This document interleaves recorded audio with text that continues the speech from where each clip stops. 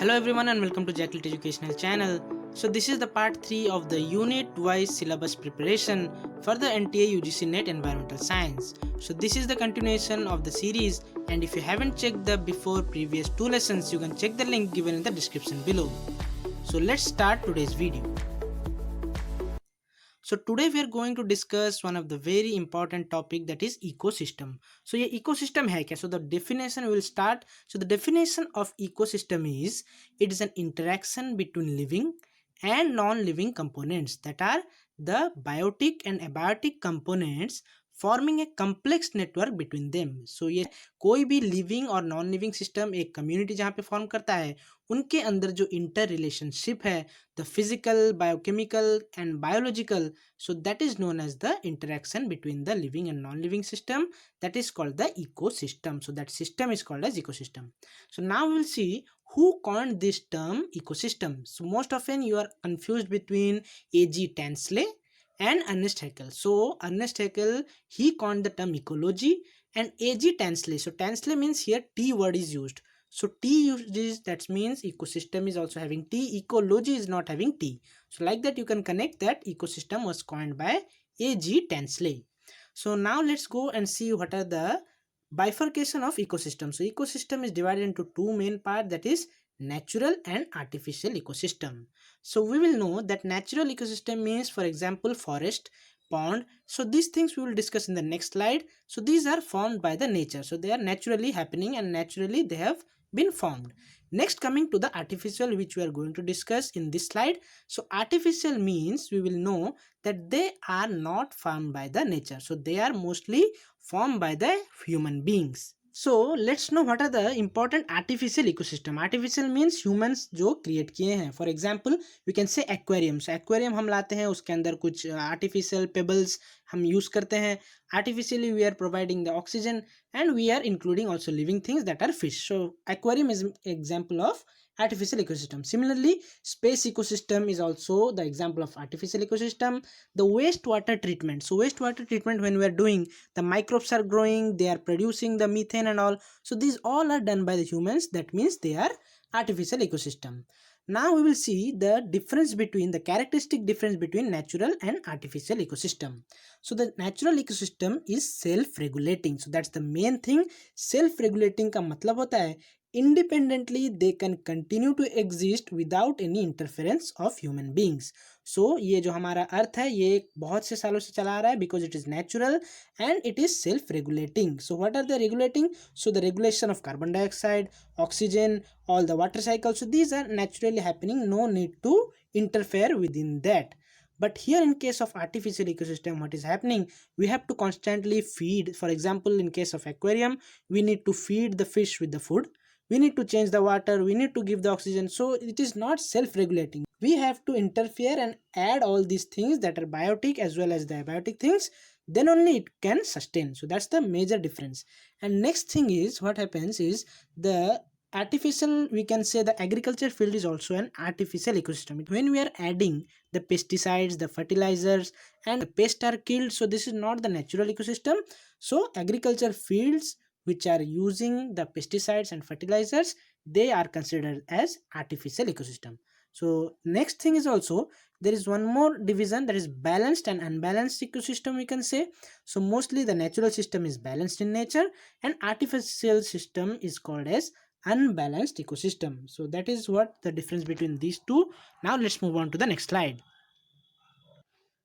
So as we have discussed that broadly the ecosystem is divided into natural and artificial. Now we will see about the natural, because in the last slide we have discussed mostly about artificial ecosystem. So natural ecosystem को हम divide कर सकते हैं दो part में, that is aquatic and terrestrial. So aquatic means which are inside the water, that means freshwater ecosystem and marine ecosystem. Similarly fresh water को again हम divide कर सकते हैं दो कैटेगरी में, एक है लेंटिक, एक है lotic.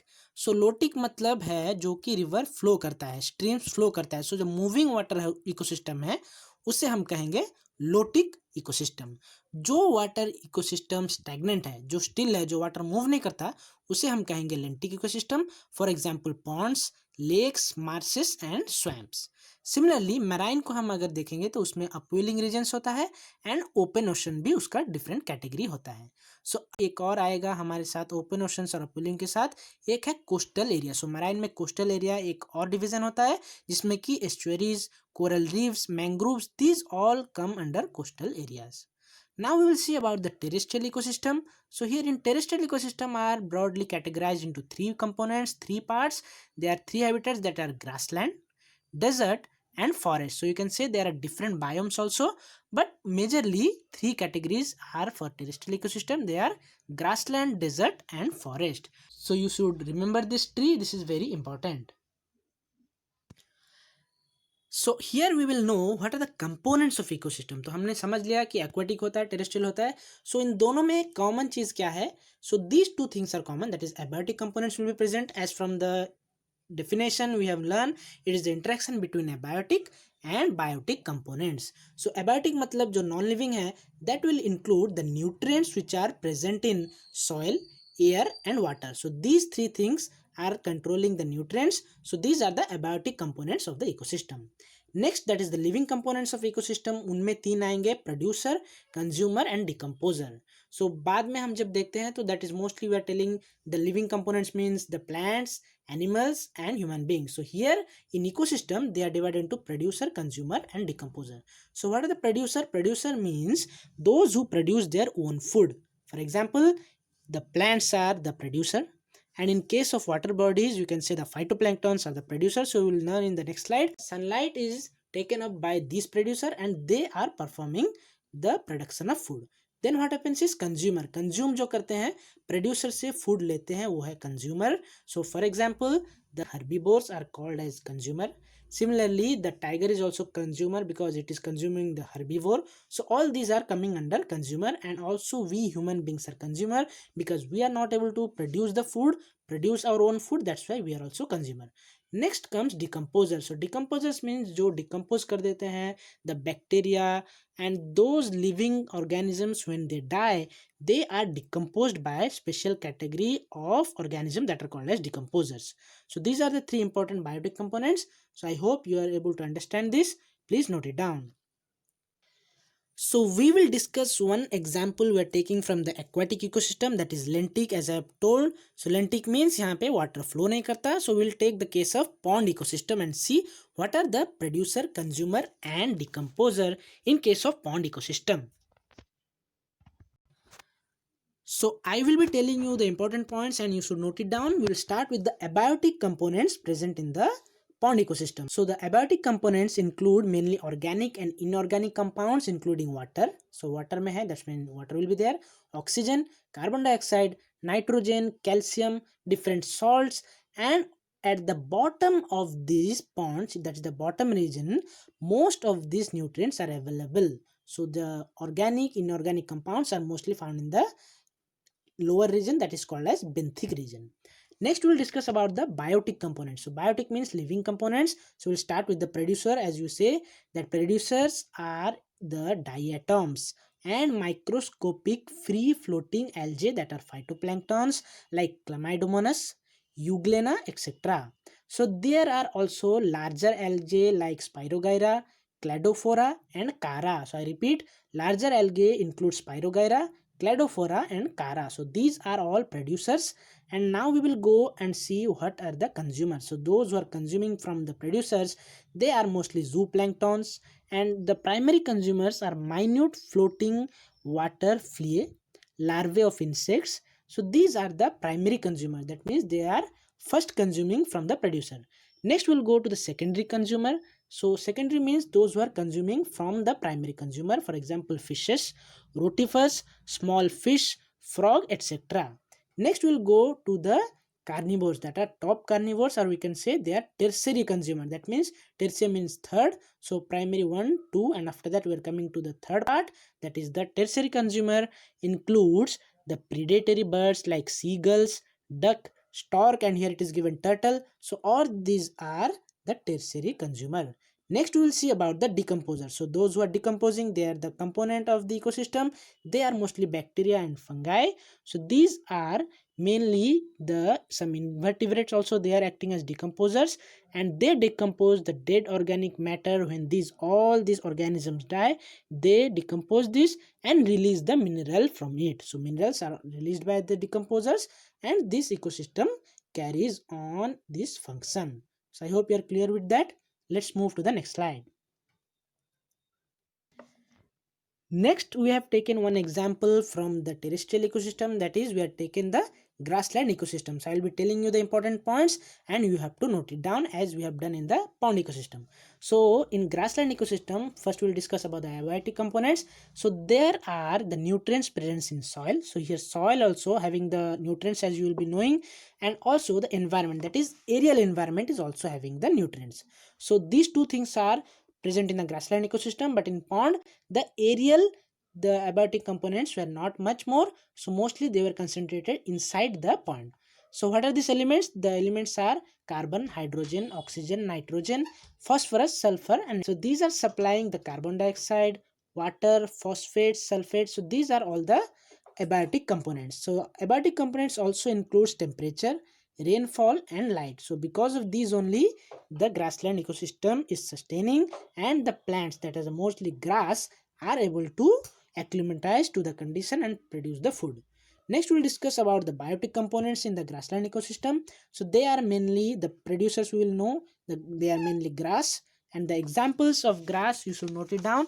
They are cynodon, setaria, and besides them there are few forbs and shrubs which are coming under the producer category in grassland ecosystem. Next we will see about the consumers. So these plants are producing the food, and which are consuming, the consumers are consuming, and consumers are, for example, in grasslands they are the animals, they are deer, rabbit, giraffe, and herbivores. Then we can say the secondary consumers include wolf, leopard, etc. And then also we can say the tertiary consumers are sometimes are hawks. So hawks are the birds which are feeding on the secondary consumers, so they are tertiary consumer. Next we'll go and see about the decomposers, so which are decomposing all these living organisms. When they die, they are mainly bacteria and fungi, as we know, and the species are mucor, rhizopus, and some bacteria and actinomycetes. So you should note it down, these are very important. So now we will be discussing about the services given by this ecosystem. So ये ecosystem जो है हमें कौन सा service देता है? So you should not get confused that ecosystem services means they are servicing or they are giving services to the human beings. So they are giving services to the nature as well as animals. So what are these services given by the ecosystem? They are majorly in four categories. They are provisioning services, cultural services, supporting services, and regulating services. So we will know one by one. Let's go to the provisioning services. So we get, and animals also get, food, fuel, and fiber from the ecosystem.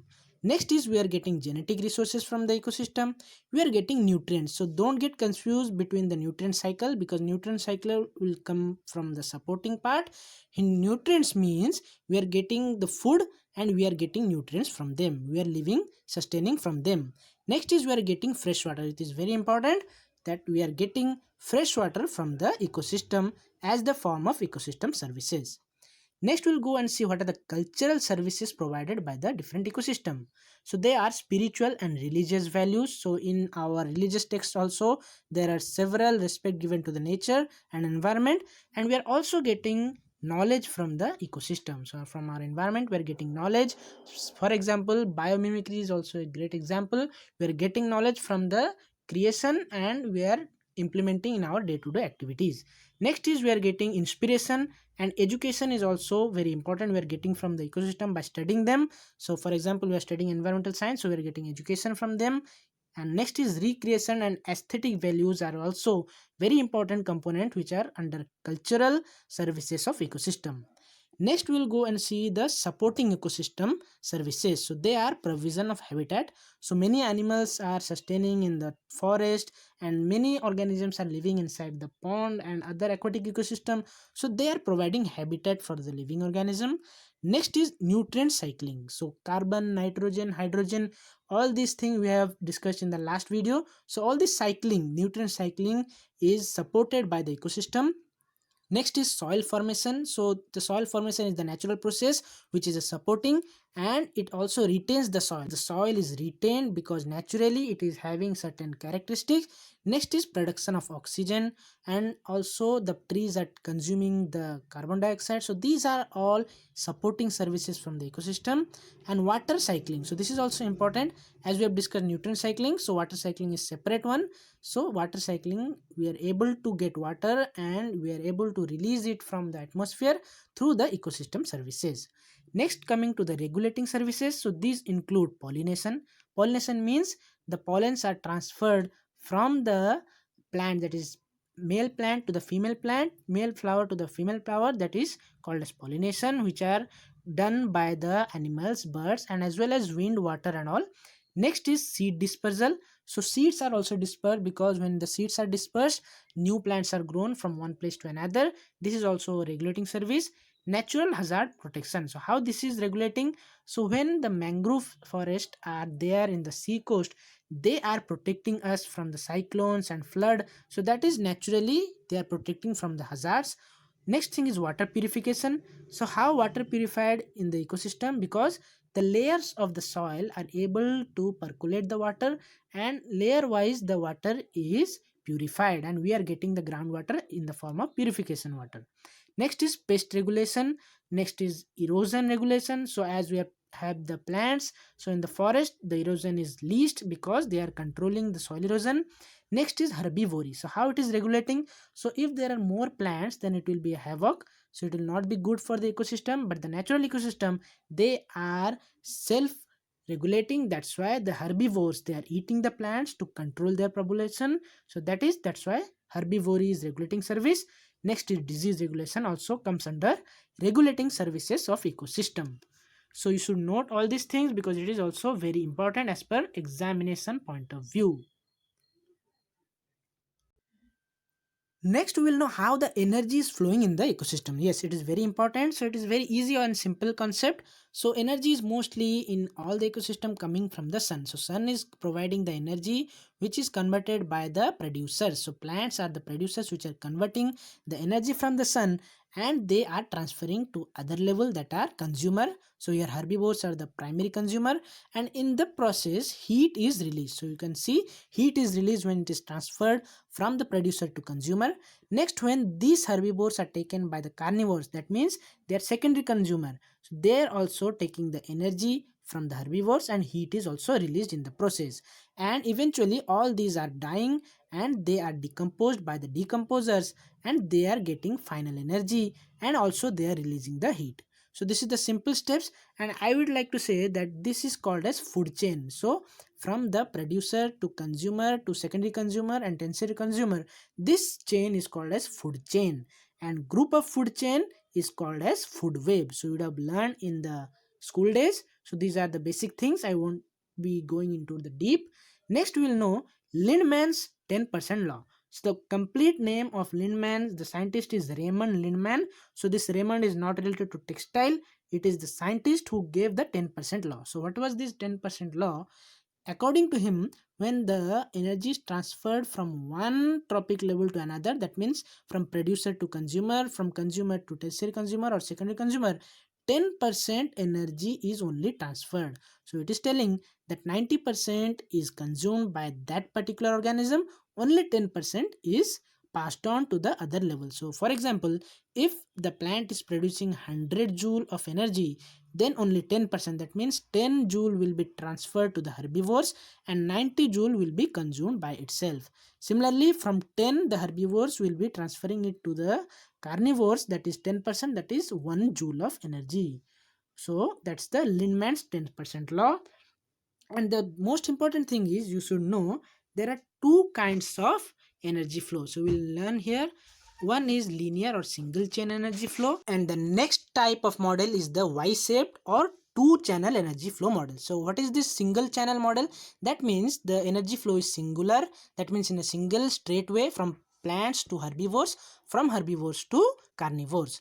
This Y-shaped is telling that from plants it is going to herbivores and predators, that is carnivores, that is called as grazing food chain. And also the plants are consumed by the detritivores, and they are going into the decomposers, and it is called as detritus food chain. So the herbivores are also consumed by the decomposers, the predators are also consumed by the detritivores. So these are interlinked, but it is the actual channel, that is the actual energy flow which is existing in the nature. This type of flow is not seen because every time there is y shaped. So how it is y shaped? I will tell you that it is y shaped because here you can see this is y shaped. That's why it is called as y shaped or two channel energy flow from plants to herbivores to predators, that is grazing food chain, and from plants to detritivores which are the decomposers, then it is called as detritus food chain. So I hope you are clear with this. Now let's move to the final slide and we will see what are the functions of ecosystem discussed here. So the points are, ecosystem tends to move from less complex to more complex state through succession. So succession we will discuss in our coming lessons. So it is telling that in an ecosystem it is initially less complex, then it becomes more complex as the time increases. Next is, the ecosystem contains abiotic and biotic components through which the nutrient cycle is taking place and the energy flows.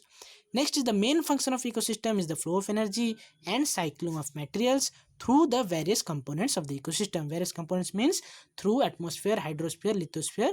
These are the spheres that are the various components. Next is, to maintain these cycles and flows, the ecosystem provides a number of structural relationships between soil, water, air, nutrients, producers, consumers, and decomposers. So this is a complex network, and there is the Y-shaped model which is mostly prevailing. And finally the point is, the ecosystem has historical aspects. So how it is related to history? Because the present is related to past. For example, in some area where it is having the drought, that means in the past there is lack of rainfall, that's why it is having drought situation. And next thing is, and the future is related to the present. So future, how it is related to present? I mean, in some ecosystem the plants are not present or they are dying, that means in future that ecosystem will collapse. How? Because the plants will not be able to make food, the plants are not present, so the herbivores and carnivores will not get the food and they will also eventually die. So that means the future is related to the present situation and present is also related to the past situation. So that's all in this part of the video. I hope you like this. If you want to join us in the Instagram and Telegram group, you can join the link given in the description below, and see you guys in our next video.